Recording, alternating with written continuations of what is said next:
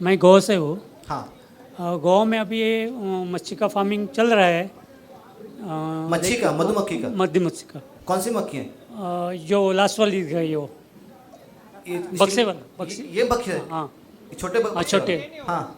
बाद में एक एकड़ को कितना बक्सा बैठ सकता है उसका? 5 रखिए। और उसका खर्चा कितना एक आता बक्से है? के खर्चा 3,000 रुपये आता है। 3,000। और उसका मार्केटिंग, हमको मार्केटिंग चाहिए क्योंकि हनी आपको सेल करना है? हाँ सेल तो करना है। आप हमें भी सेल कर सकते हैं। तुम आपका करो। हनी हम ले सकते हैं इन मक्खियों का। बाद में मिलता हूँ मैं। हाँ, इन मक्खियों का आपका मार्केटिंग का प्रॉब्लम हो तो हम आपको मार्केटिंग के लिए हेल्प कर सकते हैं। हेलो और सर। कोई सवाल? सर, अभी अपना विदर्भा में कॉटन सबसे फेमस है। काटेरी? कॉटन कॉटन कापूस। कापूस, कापूस, कॉटन। हाँ। लेकिन अपने विदर्भा में अब हमारे चंद्रपुर डिस्ट्रिक्ट का हो, चोर बीटी और अंकुर का बीटी, शादी बीटी, ऐसा 2 बियाना यूज हो रहा है।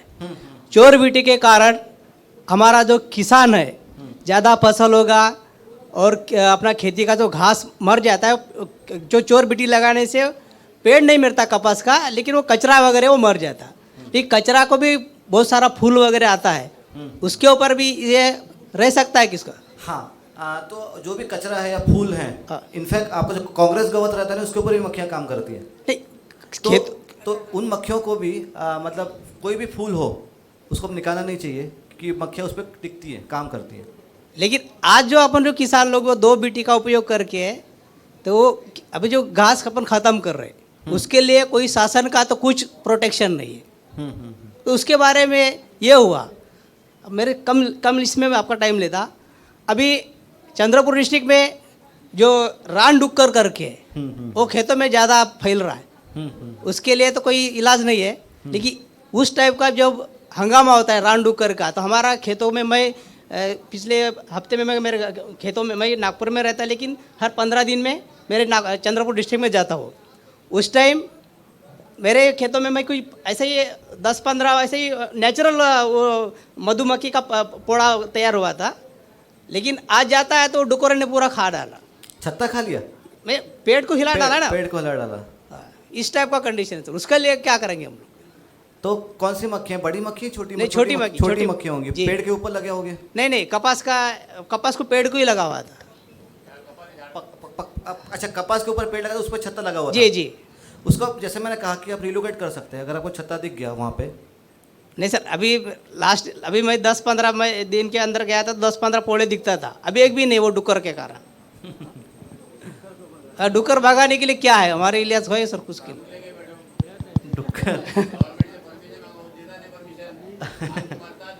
आपको गवर्नमेंट से बात करनी पड़ेगी इसके लिए। नहीं सर, इसके लिए ये भी हो। और जो चोर बीटी का उपयोग हो रहा है टोटल विदर्भा में और मेरे गांव में, मैं एक किसान हूँ कि चोर बीटी लगाया नहीं, और गवर्नमेंट के साथ फिर प्रूफ भी करके दिखाता हूँ, और पुलिस के साथ और हमारे जो कृषि अधिकारी उनको मैं लेटर भी भेजा हूँ कि इस हालत में हम कैसा करेंगे, उसके लिए कोई इलाज नहीं है। नहीं, कुछ ना कोई एक्शन लेना चाहिए ना सर। सरकार किसी का भी रहे, हमको कोई लेन नहीं दे, लेकिन किसान की जो हालत हो रही उसके लिए क्या सोच रहे हैं? हम मधुमक्खी की चिल्लाते। इसके ऊपर मेरे पास तो कोई सॉल्यूशन नहीं है, ठीक है, रान डुक्कर का। पर हाँ, पर अगर आप एग्रीकल्चर डिपार्टमेंट से कांटेक्ट कर लो, ठीक है, वो कुछ हेल्प कर पाए तो बेटर हो जाएगा। तो इसकी वजह से तो हमारा लॉस हो जाएगा सर। हम कितना भी पालेंगे तो कोई इलाज नहीं उसके लिए। हाँ। अच्छा, वो एंटी फंगल, एंटीसेप्टिक। सर आपको भी बोलना है? नहीं। Hello sir. हेलो। हाँ, मैं एक सवाल लूँगा, 2 सवाल खाली लूँगा, आपका और आपका, उसके बाद सर बात करेंगे, ठीक है। जो प्रोपोलिस जो है वो एंटी फंगल और एंटीसेप्टिक रहता है, ठीक है, और उसका जो है उसका टिंचर भी बनता है, ठीक है। प्रोपोलिस का टूथपेस्ट भी बनता है। अगर प्रोपोलिस टूथपेस्ट आप गूगल पे डालोगे आपको बहुत वो मार्केट है। अगर आप बनाते होगे प्रोपोलिस, हमारे साथ बायबैक भी कर सकते हैं। आप जो भी प्रोड्यूस करते हो, प्रोपोलिस आपने बनाया तो आप हमको बेच भी सकते हो, ठीक है। तो इस हिसाब से अपन काम कर सकते हैं। और अगर आप वीमेन सेल्फ हेल्प ग्रुप है आपके एरिया में, तो हम आपको ये भी सिखा सकते हैं कि आप लिप बाम कैसे बना सकते हो, अलग अलग प्रोडक्ट कैसे बना सकते हो इसके थ्रू, प्रोपोलिस, बीज वैक्स के थ्रू प्रोडक्ट कैसे बना सकते हो, वो भी हम सिखा सकते हैं। आप कुछ पूछ रहे थे? हेलो। हाँ, अभी तक जो मैंने पढ़ा है कि हनी बीज फार्मिंग में ज़्यादातर मक्खियाँ भाग जाती है, इसको कंट्रोल में कैसे लाया सकता है? जो भागती जो मक्खियाँ हैं ना, एक तो आपका, आपने खाली दो प्रकार के मक्खियों का आपने सुना होगा। एक तो मेलीफेरा जो वहीं पे ख़त्म हो जाती है, भागती नहीं है, वहीं पे ख़त्म हो जाती है, भागती नहीं है, बक्से के अंदर ही ख़त्म हो जाती है। दूसरी जो है वो है सातरी माशी बोलते हैं उसको, या सातपुड़ी बोलते हैं, 7 छत्ते बनाती है जो मैंने दिखाया अभी। तो वो जो मक्खियाँ जो हैं, ठीक है, वो भाग जाती हैं। वो क्यों भागती हैं? अगर वहाँ पे फूल नहीं होंगे, स्प्रेइंग होता होगा, ठीक है, या फिर उन मक्खियों को कोई डिसीज़ आया होगा, थाईसैक ब्रूड वगैरह कुछ डिसीज़ आता है, ठीक है, तो मक्खियाँ भाग जाती हैं, ठीक है। तो और एक क्या होता है कि अगर आप बक्सा ढंग से संभालते नहीं होंगे, साफ़ नहीं करते होंगे, नहीं तो क्या होता है, जो नीचे बॉटम जो रहता है, ठीक है, तो बहुत उसमें वैक्स के कीड़े लग जाते हैं। आपने देखा होगा, इली लग जाती है, किसी ने बक्सा संभाला है तो एक इली लग जाती है उसमें, उसको वैक्समोथ बोलते हैं, मेन कीड़ा लग जाता है। तो होता कैसे है, मक्खियों को वो सहन नहीं होता, तो फिर क्या होता है, वो छोड़ के नया घर ढूंढने चली जाती है। उसको रोकने के लिए आप क्या कर सकते हो, कि आपने नया बक्सा आप लेके आए हो कहीं से, माइग्रेट किया है, तो जो क्वीन गेट रहता है ना, क्वीन गेट, उसको 15 दिन बंद करके रखिए और बक्से को टच मत करिए, और उनको थोड़ा कुछ, अगर आपके पास शहद है तो शहद खिलाइए, या फिर शुगर सायरप जो है उसको आप खिलाइए 10-15 दिन। मतलब क्या, वो मक्खियाँ सेटल हो जाएंगी। जब लाने के बाद एक बार मक्खियाँ सेटल हो गई, सेटल कैसे पता चलता है मक्खियाँ सेटल हो गई है, तो अंदर जो कामकरी मक्खी जो है, वर्कर बीज, वो अंडे डालने लग जाएंगी, और अंडे डालने के बाद वो जो अंडे जो हैं वो प्यूपा स्टेज में आ जाएंगे, इली अवस्था में, ठीक है। इसका मीनिंग क्या होता है कि वो मक्खियाँ वहाँ पे स्टेबल हो गई हैं, उसके बाद आप क्वीन गेट निकाल सकते हो। जब आपको लगेगा कि रानी मक्खी ने अंडे डालना बंद कर दिया है, ठीक है, और जो अंडे इली है उसमें से मक्खियाँ बाहर आ रही हैं और छत्ता खाली होते जा रहा है, इसका मीनिंग ये होता है कि वो जो मक्खियाँ जो हैं मतलब बक्सा छोड़ने वाली हैं। उस टाइम आप क्या करिए, जो पुराने छत्ते सब निकाल दीजिए, और मेन पतरा जो रहता है ना, मेन पतरा दे दीजिए, और क्वीन गेट लगा दीजिए, जिससे जो रानी मक्खी भाग ना पाए। आप ये जो बक्सा देखोगे 7 से 10 दिन में देखते रहिए। समझ गए? 2 मक्खियों के बारे में। स्टिंगलेस भी इसको देखने की ज़रूरत नहीं है, वो भाग के नहीं जाती, रानी उड़ नहीं पाती तो भाग के नहीं जाती, इसलिए वो सबसे बेटर स्टिंगलेस बीज है, वो भाग के नहीं जाती। केयरिंग की भी ज़रूरत कम रहती है।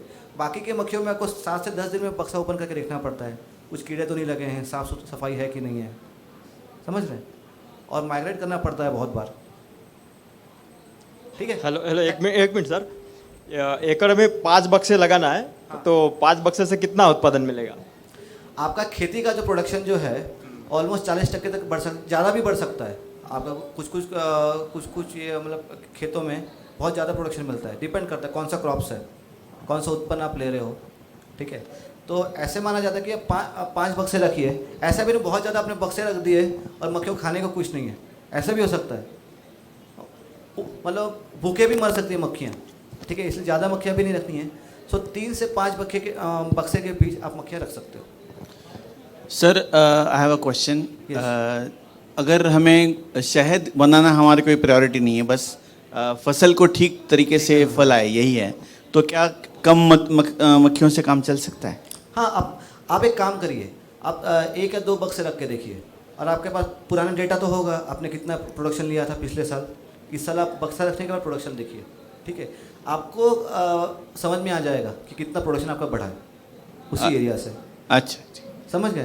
तो आपको इनडायरेक्ट बेनिफिट कितना हो रहा है वो उस डेटा से आपको पता चल जाएगा। ओके। हाँ, नहीं वो पूछ रहे, 1 मिनट। सर, हमारे एरिया में जो आम की बगीचे जो रहते, वहाँ पे जो 15 किलो के टीन नहीं रहते क्या?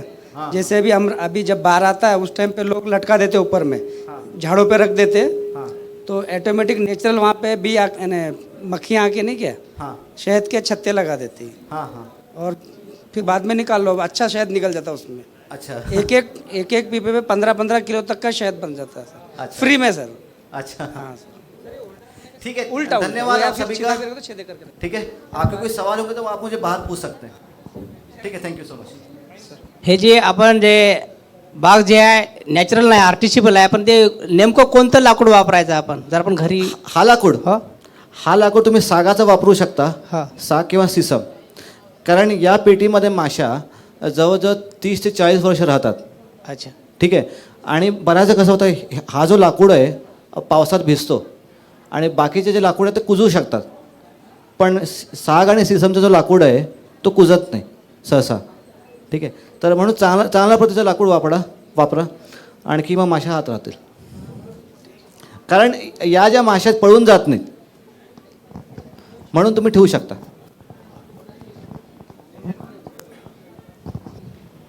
ते बाय प्रोडक्ट शक्य आहे का त्याचं, जसं हनी वेनम, रॉयल जेली, ते करता येईल का?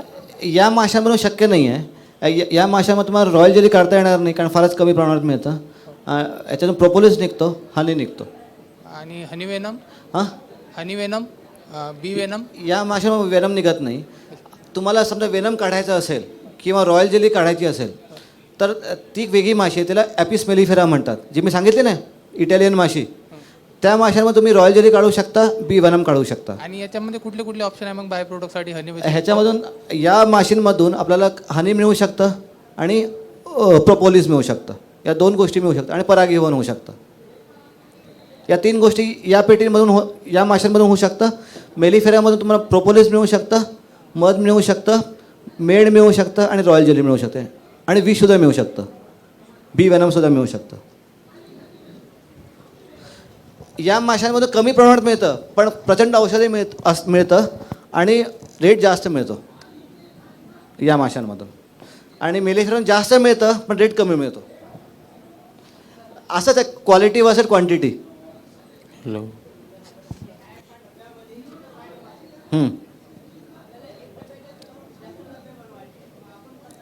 तुम्ही ह्याचं ब्रीडिंग करू शकता. या एका पेटीमधून दरवर्षी एका सीझनमध्ये आता ऑक्टोबर नोव्हेंबर महिन्यात ब्रीडिंग होते, तर तुम्ही एका पेटीमधून तुम्ही 2 नवीन बॉक्सेस तयार करू शकता, नवीन राणी तयार करू शकता. ह्याच्यातूनच काय करायचं, ह्याच्यातल्या काही अंडी आणि अळ्या दुसऱ्या पेटीत टाकायच्या. किंवा असं पण करू शकता, हे जे आहे ना पेटी 2 पार्ट करून टाका, असाच बॉक्स बनवा, रिकामा बॉक्स, एकावरती हे ठेवून टाका, दुसऱ्यावरती हे ठेवून टाका, डिव्हिजन झालं तुमचं. राणी असू दे ना. तर काय करा, एका पेटीमध्ये एक राणी ठेवा, दुसऱ्या पेटीमध्ये फक्त अंडं ठेवा, राणीचं अंडं.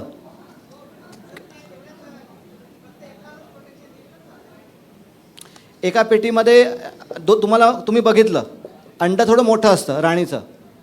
ठीक आहे. तुम्हाला उघडून बघितलं, तुम्हाला लक्षात आलं की अंडं आहे, नवीन राणी घर आहे, आता याच्यातून नवीन राणी जन्माला येणार आहे.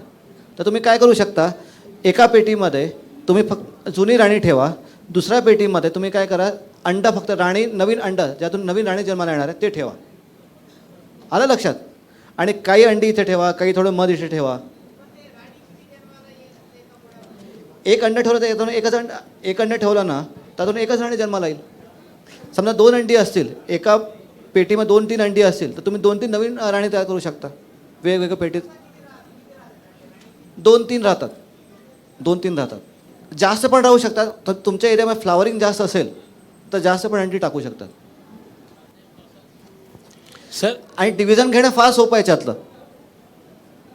हां, सर, जहाँ पे धान और गेहूं की खेती साल में 2 बार की जा रही है, ऐसी खेती में हनी बॉक्स लगा सकते हैं क्या? और प्रोडक्शन कितना होगा अगर ऐसी खेती में लगा रहे हैं हनी? आपके यहाँ पे बाकी के तो पेड़ होंगे, नीम होगा, तुलसी लगी होगी, बहुत दूर दूर होंगे, बहुत दूर दूर. कोई प्रॉब्लम नहीं. आजू बाजू में बहुत फूल रहते हैं. ये मक्खियाँ सभी फूलों के ऊपर काम करती है. अच्छा अच्छा अच्छा. ज्वारी पे भी काम करती है, बाजरे पे भी काम करती है. अगर गेहूं और धान है वहाँ पे? उसमें देखना पड़ेगा कि आपके आजू बाजू में फ्लावर है कि नहीं है. अच्छा अच्छा अच्छा. बहुत बार आम के भी पेड़ रहते हैं, जामुन के रहते हैं. पूरा धान ही धान थोड़ी रहता है, बाकी के भी पेड़ तो रहते ही है ना. हाँ, यूपी बिहार में जनरली बहुत लंबे दूरों तक धान और हाँ हाँ हाँ. तो आप एक रख के देखिए. ठीक है. और आपको देखिए मक्खियाँ रह रही है नहीं रही है. आप बक्सा ओपन करके देखोगे ना, आपको कैसे पता चलता है मक्खियाँ काम कर रही है कि नहीं कर रही है. आप बक्सा ओपन करके देखोगे, आपको इसमें पराग दिखेगा, हनी दिखेगा. ठीक है. वो बक्सा आपको बता देगा उनको खाना मिल रहा है नहीं मिल रहा है. अगर आपको लगा कि इसमें खाना कम इकट्ठा कर रही हैं, पराग कम इकट्ठा कर रही हैं, हनी कम इकट्ठा हो रहा है, तो आप दूसरे खिला दीजिए. सर मेरा सवाल कुछ ऐसा ही था. इसमें क्योंकि फ्लावरिंग के कुछ सीज़न होते हैं और सीज़न के बाद हनी मिलना शायद उनको मुश्किल है, क्योंकि बाकी यही धान होते हैं सारे. तो आप कह रहे हैं कि नीम के पेड़ों से या और किसी भी फूल से बहुत वो से फूल गुजारा रहते कर हैं, रहे हैं। हाँ।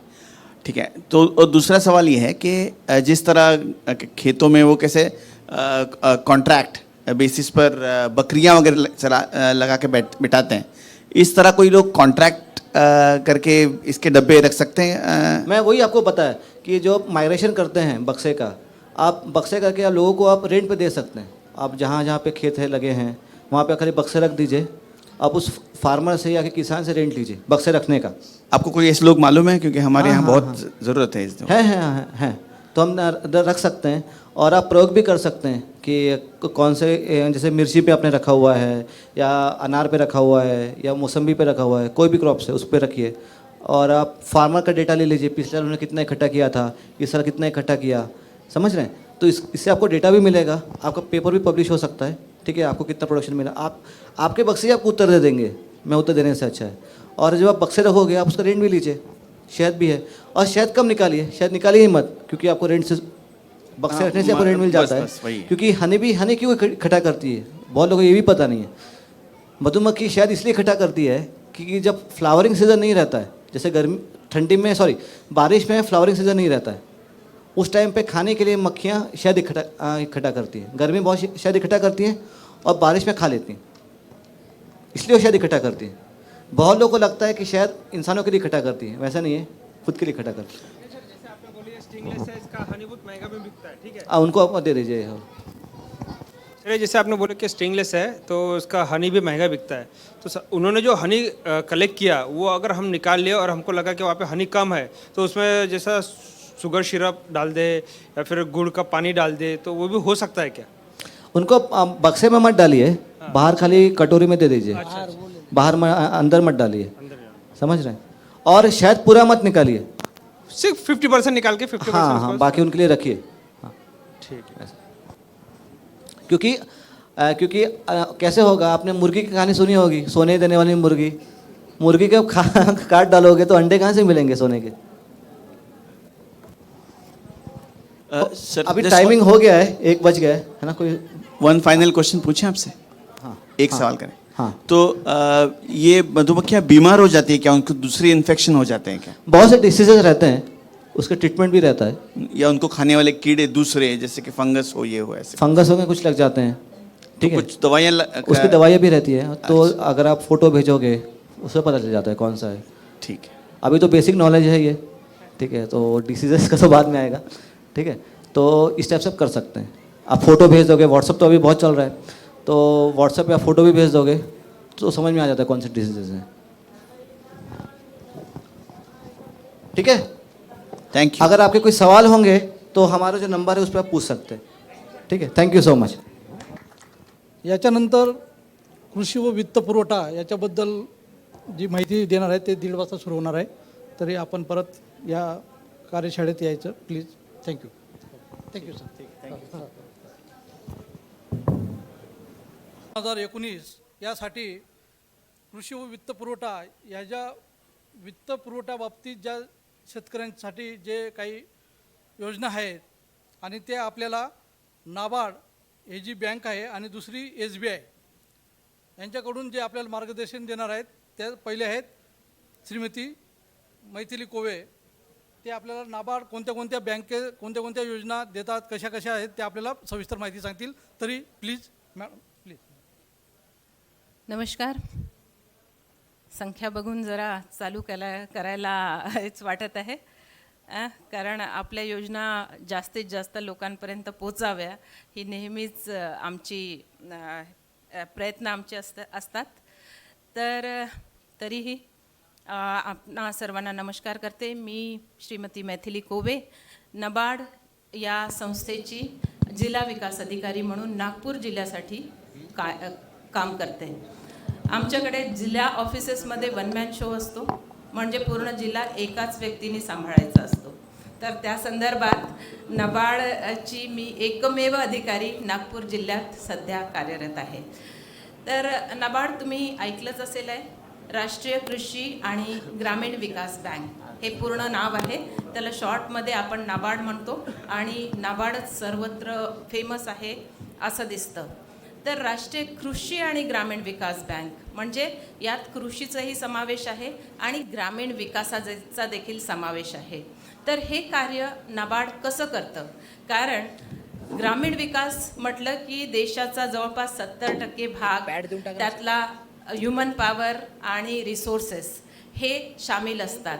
त्यात खूप सारे सेक्टर्स असतात ज्याचं डेव्हलपमेंट म्हणजे सर्वांगीण विकास करणं आवश्यक असते. तर यात जे आहे एक व्यक्ती जर डिस्ट्रिक्टमध्ये पोस्टेड आहे तर तो हा सर्वांगीण विकास कसं साध्य करणार ह्याचा प्रत्येकांना थोडा प्रश्नचिन्ह प्रत्येकांना असतं. तर तेच मी आता तुम्हाला या प्रेझेंटेशनच्या मार्फत सांगणार आहे. थोडं मला माफ करा कारण प्रेझेंटेशन इंग्लिशमध्ये आहे परंतु मी त्याला सगळं मराठीत ट्रान्सलेट करून सांगणार आहे कारण हिंदी किंवा मराठी टायपिस्ट माझ्याकडे कोणी नव्हतं आणि मला स्वतःला मी त्याच्यात निपुण नाही आहे. तर आपण थोडक्यात जे आहे राष्ट्रीय कृषी आणि ग्रामीण विकास बँकेच्या संदर्भात जी आहे माहिती घेऊ. शेतकऱ्यांसाठी कार्य करणारी बँक आहे. म्हणजे आमच्या प्रत्येक योजनेचा जो एंड युजर आहे, सर्वात शेवटला युजर तो शेतकरी आहे आणि त्याला टार्गेट ठेवूनच प्रत्येक योजना बनवल्या जातात. डायरेक्टली किंवा इनडायरेक्टली या योजना शेतकऱ्यांपर्यंत पोहोचवायच्या असतात. तर नाबार्ड जे आहे एवढं मोठं देशाचं मोठं कार्य जिम्मेदारी नाबार्डवर देण्यात आलेली आहे. तर हे कार्य नाबार्ड कसं करत असेल? मेन याच्यात जे आहे नाबार्डसोबत ग्रामीण विकासाचं कार्य करणाऱ्या खूप साऱ्या संस्था आहे आणि या संस्था ज्या आहे त्या आमचे एक्सटेंडेड हँड्स आहेत ज्याच्या मार्फत जे आहे कृषी वित्त पुरवठा आणि ग्रामीण विकासाच्या योजना आपल्यापर्यंत पोहोचवल्या जातात. आता आमचे हे एक्सटेंडेड हँड्स कोण आहेत ज्यांच्यासोबत आम्ही कार्य करून संगनमताने कार्य करतो? हे आहेत जे विकासाचे प्रोग्राम असतात, जे अनुदानित कार्यक्रम असतात त्यासाठी NGO म्हणजे संस्थांमार्फत हे कार्य आम्ही ग्रामीण क्षेत्रात पोचवतो. जे राज्य सरकारचे डिपार्टमेंट जे ग्रामीण विकासाच्या विविध प्रकारच्या ॲक्टिव्हिटीजमध्ये कार्यरत आहेत त्या राज्य सरकारच्या डिपार्टमेंटच्या माध्यमाने आमच्या योजना ज्या आहे ग्रामीण क्षेत्रात पोचतात. आणि तिसरं आहे आपल्या क्षेत्रात कार्य करणाऱ्या बँका. खरं तर ह्या पहिल्या नंबरवर असायला पाहिजे कारण वित्त पुरवठा जो केला जातो या बँकांच्या मार्फत जो आहे विविध फंडांच्या मार्फत किंवा रिफायनान्सच्या मार्फत पुनर्वित्ताच्या मार्फत जो आहे हा वित्त पुरवठा ग्रामीण क्षेत्रासाठी आणि कृषीच्या योजनांसाठी केला जातो. तर यात जे नाबार्डचं मेन व्हिजन आहे, आता मी एक शॉर्टमध्ये तुम्हाला सांगितलंच नाबार्ड काय आहे. तर ही ॲक्च्युअली विकास बँक, डेव्हलपमेंट बँक जी आहे ग्रामीण विकासाचं काम करते. बँक दोन प्रकारच्या कमर्शियल बँक असतात आणि विकास करणाऱ्या बँक असतात ज्याच्यात सोशल फॅक्टर देखील समाहित असतो. तर नाबार्ड अशाच प्रकारची बँक आहे. मिशन आमचं खूप ब्रॉड मिशन आहे जे ग्रामीण क्षेत्राच्या विकासाचे सगळे सेक्टर्स धरून हे मिशन बनवलेलं आहे. त्यात सस्टेनेबल आणि इक्विटेबल ॲग्रिकल्चर. सस्टेनेबल म्हणजे ॲग्रिकल्चरच्या अशा योजना ज्या निरंतर चालत राहिल्या पाहिजे आणि ज्याचं बेनिफिट निरंतर लोकांपर्यंत पोहोचत राहिलं पाहिजे. ज्यात इक्विटेबल म्हणजे लोक त्यात स्वतःला सामील करून घेतले पाहिजे, इन्क्लुजन केलं पाहिजे. अशा प्रकारच्या ग्रामीण क्षेत्राच्या विकासासाठी नाबार्ड कार्यरत आहे. त्यात पार्टिसिपेटिव्ह फायनान्शियल आणि नॉन फायनान्शियल इंटरव्हेन्शन म्हणजे फायनान्शियल एक पार्ट आहे, नॉन फायनान्शियल देखील दुसरा पार्ट आहे. इनोव्हेशन्स, काही ग्रामीण क्षेत्रात इनोव्हेटिव्ह प्रॉडक्ट, आता जसं आपलं ॲडव्हान्स टेक्नॉलॉजीला आपण प्रिफर करतो, प्राधान्य देतो, त्यात दिवसेंदिवस जे इनोव्हेशन येतात यासाठी नाबार्ड फंडिंग करते. आणि इन्स्टिट्यूशनल डेव्हलपमेंट म्हणजे आपल्या क्षेत्रात ज्या इन्स्टिट्यूशन्स ग्रामीण विकासाचं काम करतात त्यांना स्ट्रेंथनिंग करण्याचं, त्या कोलॅप्स होऊ नये, त्या सतत स्टँड राहाव्या, वित्त पुरवठा जो आहे ग्रामीण क्षेत्राला सतत होत राहावा या मिशननी नाबार्ड काम करते. अपेक्स लेवल डेव्हलपमेंटल बँक आहे म्हणजे शीर्षस्तरीय आपण रिझर्व्ह बँकेला म्हणतो शीर्षस्तरीय बँक. दुसरी ग्रामीण क्षेत्रात कार्य करणारी शीर्षस्तरीय बँक आहे जी ग्रामीण क्षेत्रासाठी पॉलिसीज आणि योजना बनवण्याचं कार्य करते. मी मेन गोष्टी ज्या पब्लिकच्या आवश्यकतेचं आहे, तसं तर मी पूर्ण ब्रॉड माझ्या हे घेतलेलं आहे इथे, परंतु तुमच्या आवश्यकतेसाठी जेवढं आहे तेवढं आपण इथे आज डिटेल डिस्कस करणार आहोत. नबार्डचे 3 प्रकारचे जे आहे फंक्शन्स आहे, प्रयोजन आहे, फायनान्शियल, डेव्हलपमेंटल आणि सुपरविजन. आणि यात जे आहे फायनान्शियलमध्ये नाबार्ड एक साऊंड बँकिंग म्हणजे सगळ्या बँकांवर देखील ॲग्रिकल्चर आणि रुरल डेव्हलपमेंटच्या योजनांसाठी मॉनिटर करू शकते. CBS ऑनबोर्डिंग करण्यासाठी नाबार्ड हे करू शकते. नवीन प्रॉडक्ट डिझाईन करण्यासाठी नाबार्ड कार्य करते. गव्हर्नमेंटच्या योजना चालवण्यासाठी नाबार्ड कार्य करते. आणि हँडीक्राफ्ट, हँडलूम अशा आर्टिझन्सला देखील पुढे नेण्यासाठी नाबार्ड कार्य करते. यात 2 प्रकारचे जे आहे फायनान्शियल फंक्शन, हे बेसिक गोष्ट आहे ही, जी सर्वांना माहिती असायला पाहिजे, कारण ही जी आहे नाबार्डचा एकदम रीड की हड्डी ज्याला म्हणतात तो फायनान्स आहे, जो बँकांच्या मार्फत शेतकऱ्यांपर्यंत पोहोचवण्यात येतो. एक शॉर्ट टर्म प्रोडक्शन क्रेडिट आणि long term investment credit. Production म्हणजे शेतात लागणारे ज्या काही गरजा आहेत त्या भागल्या पाहिजे, आणि लाँग टर्म म्हणजे कॅपिटल, शेतकऱ्यांजवळ काहीतरी ॲसेट्स जमले पाहिजे, त्यासाठी नाबार्ड करोडोमध्ये म्हणजे 82-83ला 13,626 करोडचा आमचा बजेट होता. आता 17-18पर्यंत तो 55,000 करोड फक्त प्रोडक्शन क्रेडिट, ज्याला क्रॉप लोन आपण म्हणतो, क्रॉप लोन प्रोडक्शन, एवढा बजेट नाबार्ड जो आहे बँकांच्या मार्फत शेतकऱ्यांना देते. लाँग टर्ममध्ये देखील एक ह्यूज मोठा बजेट आमचा असतो. लाँग टर्म म्हणजे ॲग्रिकल्चरला चांगल्यानी करण्यासाठी जितके रिसोर्सेस लागतात, त्याच्यात तुमचं इरिगेशन आहे, त्यात ट्रॅक्टर आहे, ज्या काही इक्विपमेंट आहेत, आणि सोशल सेक्टर आहे, ग्रामीण क्षेत्राला एक सर्वांगीण विकास देण्याचं कार्य ज्याच्यात होऊ शकते, तो लाँग टर्ममध्ये येतो. यात स्पेशल फंड नाबार्ड जी आहे ग्रामीण क्षेत्रीय ग्रामीण बँक आणि जिल्हा सहकारी बँक यांच्यावर नाबार्डचं खास होल्ड असतो. यांचं इन्स्पेक्शन करण्याचं कार्य नाबार्ड करतं, कारण यांचं पेनेट्रेशन खूप हाय आहे ग्रामीण क्षेत्रात. त्याच्यामुळे या बँका जास्त फोर्सफुली ग्रामीण क्षेत्राच्या विकासाचं कार्य करू शकतात, असं नाबार्डचं प्रयोजन आहे. त्याच्यामुळे एक आणखी सेपरेट लाईन नाबार्डने निर्माण केलेली आहे, त्याचं नाव आहे long term rural credit fund. 15,000 करोडचा हा गव्हर्नमेंट ऑफ इंडिया आम्हाला फंड देतो. आणि हा फंड जो आहे या बँकांच्या मार्फत शेतकऱ्यांपर्यंत आपण पोहोचवतो. यात आता जे मी सांगितलं शॉर्ट टर्म आणि लाँग टर्म, यात जो शॉर्ट टर्म क्रेडिट आहे, ज्यासाठी वारंवार शेतकऱ्याला बँकेपर्यंत जावं लागतं आणि त्याचे खूप साऱ्या कागदांची खानापूर्ती करावी लागते, त्यासाठी नाबार्डनी एक जे आहे हा सगळ्यात मोठा टूल आहे नाबार्डचा, जो नाबार्डनी आणलेला आहे किसान क्रेडिट कार्डच्या नावाने. याचं आम्ही बरंच जे आहे ॲडव्हर्टाइजमेंट केली किसान क्रेडिट कार्डची, कारण अतिशय उपयुक्त प्रॉडक्ट शेतकऱ्यांसाठी जो आहे तो किसान क्रेडिट कार्ड आहे. याचे जे ऑब्जेक्टिव्स की टाईमली आणि ॲडिक्वेटली म्हणजे तुम्हाला पाहिजे तेवढं आणि वेळेवर तुम्हाला शेतकऱ्यांना लोन किंवा पैसा उपलब्ध करून दिला जातो किसान क्रेडिट कार्डच्या माध्यमाने. एक सिंगल विंडो म्हणजे बँकेत डायरेक्ट जाऊन सिंगल विंडोमध्ये खूप साऱ्या शेतकऱ्याच्या गरजा ज्या आहे या कार्डच्या मार्फत पूर्ण केल्या जाऊ शकतात, ज्यात जे आहे क्रॉप कल्टिवेशनपासनं post harvest expenses, marketing, consumption requirement, म्हणजे तुमच्या शेतकऱ्यांच्या जेवढ्याही गरजा असतात, शॉर्ट टर्म गरजा असतात, त्या किसान क्रेडिट कार्डमध्ये घेतल्या जातात. फुल इयर कल्टिवेशन नीड म्हणजे वर्षभराची एक लिमिट हा ॲक्च्युअली क्रेडिट कम डेबिट कार्ड असतो. किसान क्रेडिट कार्ड क्रेडिट आणि डेबिट कार्ड असतो. तर यात क्रेडिट कसं डेबिट कसं मी तुम्हाला सांगेल. आणि वर्षभराच्या गरजा शेतकऱ्यांच्या ज्या आहे या कार्डात फायनान्सच्या रूपाने टाकण्यात येतात. यात पूर्ण वर्षभराच्या गरजा, त्यात विड्रॉवल कितीही करू शकतात, त्याला काही लिमिटेशन्स नाही. आणि ऑल ॲग्री क्रेडिट नीड्स आणि पूर्ण ॲग्री क्रेडिट नीड्स यात टाकलेल्या असतात. यात वर्किंग कॅपिटल रिक्वायरमेंट आणि इन्व्हेस्टमेंट क्रेडिट याचं देखील प्रयोजन केलेलं असते. किसान क्रेडिट कार्ड एकदा तुम्ही घेतलं तर हे 5 वर्षासाठी व्हॅलिड असते. 5 वर्षासाठी हे कार्ड व्हॅलिड असते.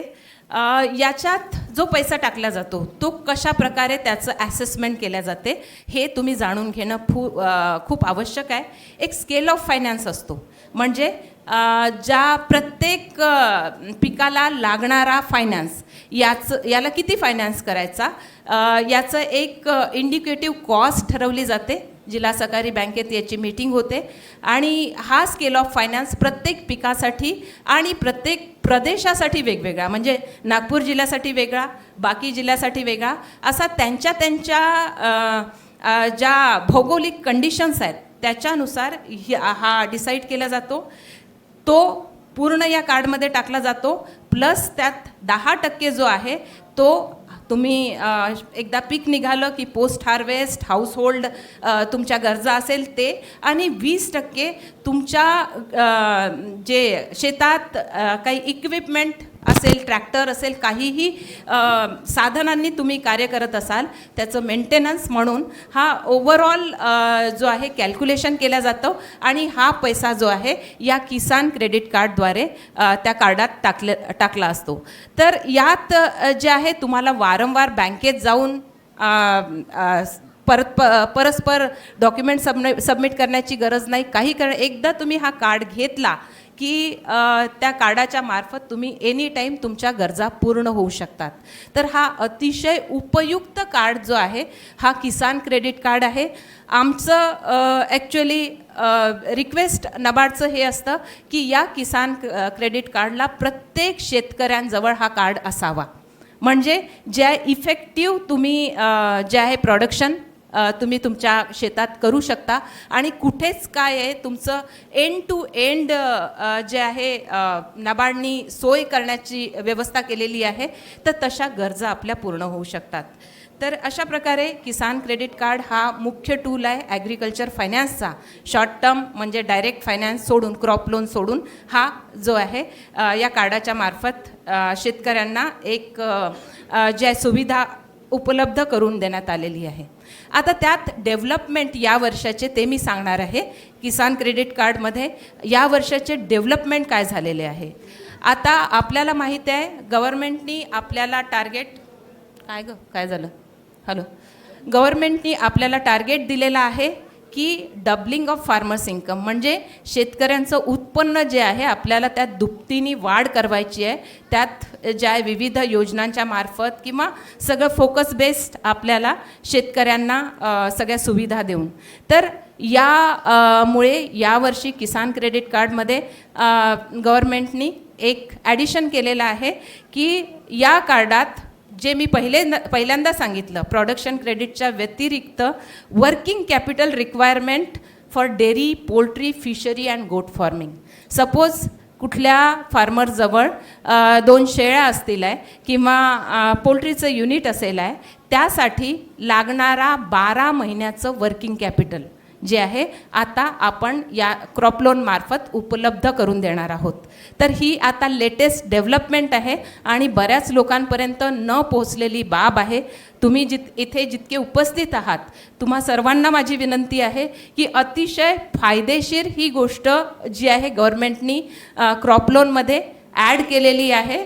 तर त्याच्यामुळे याचा फायदा प्रत्येक शेतकऱ्यांनी जर घेतला तर नक्कीच आपण जे शेतकऱ्यांचं दुपटीने इन्कम वाढवायचं जे स्वप्न आहे ते आपण पूर्ण करू शकतो.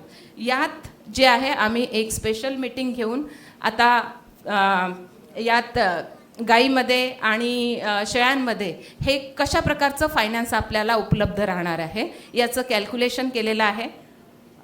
तर हे पर युनिटप्रमाणे हे कॅल्क्युलेशन यावर्षीसाठी झालेलं आहे. यात देशी गाई ज्याचे 2 युनिटसाठी 60,400 एवढी कॉस्ट जी आहे, एक इंडिकेटिव्ह ही कॉस्ट आहे जी आम्ही सर्व बँकांना दिलेली आहे आणि त्यामार्फत बँका क्रॉप लोनच्या व्यतिरिक्त त्याच्या ॲडिशनमध्ये, म्हणजे हा क्रॉप लोन प्लस अप्रोच आहे. त्याच्या ॲडिशनमध्ये एवढा पैसा टाकून तुम्हाला फायनान्स करू शकतात. ह्या 12 महिन्याच्या ज्या वर्किंग कॅपिटलच्या गरजा आहे त्या जे आपल्याला परिपूर्ण करायचे आहे. या डेअरी ॲनिमल हजबंड्रीमध्ये जेवढे तुमच्याकडे जर पशु आहेत त्याचं वर्किंग कॅपिटल याद्वारे उपलब्ध होणार आहे. हे सगळं कॅल्क्युलेशन आम्ही प्रत्येक बँकांना दिलेलं आहे आणि यात जे आहे प्रत्येक बँकांवर द्वारे किती फायनान्स गेला यात मॉनिटरिंग होत आहे.